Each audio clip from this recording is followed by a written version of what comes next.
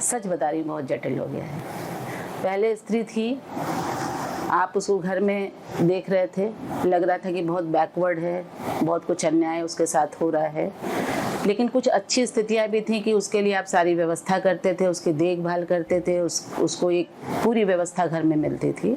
और बहुत से ऐसे सम्मानित परिवार भी थे हमारे यहाँ, और मैक्सिमम थे जो उनको पूरा सम्मान भी देते थे। आज स्थिति उसकी दोहरी हो गई है, उसको घर का भी करना है, उसको बाहर भी करना है, उसमें जॉब में भी वो है, तो वहाँ भी उसको जो है प्रतियोगिता सहनी पड़ती है। क्योंकि अगर आप वुमेन हैं, मैं बहुत ऐसी बात कहने जा रही हूँ जो आपको शायद ख़राब लगे, लेकिन अगर आप वुमेन हैं और पुरुषों के साथ काम कर रही हैं और उनसे ज़्यादा आपके अंदर कैपेसिटी है काम करने की, या आपके अंदर उतने गुण हैं कि आप हमेशा फर्स्ट स्टैंड कर जा रहे हैं, तो आपको बहुत झेलना पड़ेगा, बहुत परेशान होना पड़ेगा।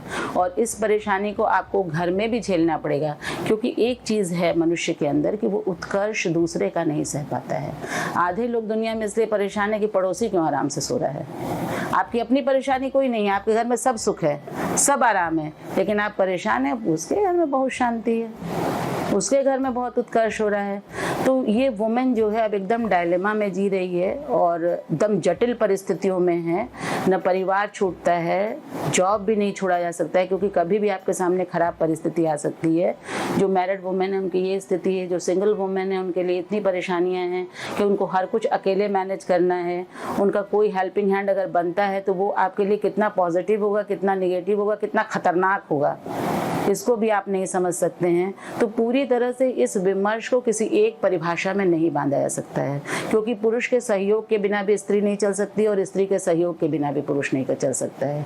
फिर वही आता है कि जैसे मुंडे मुंडे मतिर भिन्ना, हमको ये तय करना पड़ेगा कि जो व्यक्ति हमारे साथ जुड़ रहा है, जिसके साथ हम उठ बैठ रहे हैं, वो ठीक है कि नहीं। हम जहाँ काम कर रहे हैं तो हमें कितना सतर्क रहना है, और कितना एक हॉस्पिटल में जो डॉक्टर के रूप में, नर्स के रूप में काम कर रहा है, वो कैसे वहाँ पे अपने आप को असुरक्षित मान सकता था, लेकिन असुरक्षित हो जाता है क्योंकि आपके आसपास जो व्यक्ति है उसकी मेंटालिटी खराब है। तो अभी स्थिति ये नहीं हुई है कि वुमेन एक बहुत कुएं में थी और वहाँ से निकल करके आके किसी सिंहासन पर बैठा दी गई है।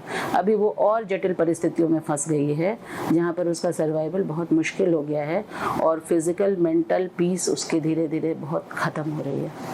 हर चीज़ का उपाय हमारे अंदर है, हमको ही तय करना होगा कि कब हमको ना कहना भी सीखना होगा। ना कहना भी सीखना होगा, अनावश्यक ना नहीं करना है ये भी सीखना होगा कि हमेशा इतनी नेगेटिविटी भी नहीं भर लेनी कि परिवार का कोई भी सदस्य कोई काम कह रहा है, कुछ कह रहा है तो हम ना ही करते जा रहे हैं। कोलीग्स के साथ हमको पहचानना होगा कि कौन जो हमारा वेल विशर है, कौन खराब है। मतलब कि जिस तरह से ड्राइविंग करते हुए व्यक्ति को सतर्क रहना है कि व्यक्ति बाएं से भी निकलेगा, दाएं से भी निकलेगा, सामने से भी आएगा, हॉर्न भी बजा के हमको डिस्टर्ब कर सकता है। इन सारी परिस्थितियों को समझते हुए अपने लाइफ को ड्राइव करके लेकर के चलना पड़ेगा।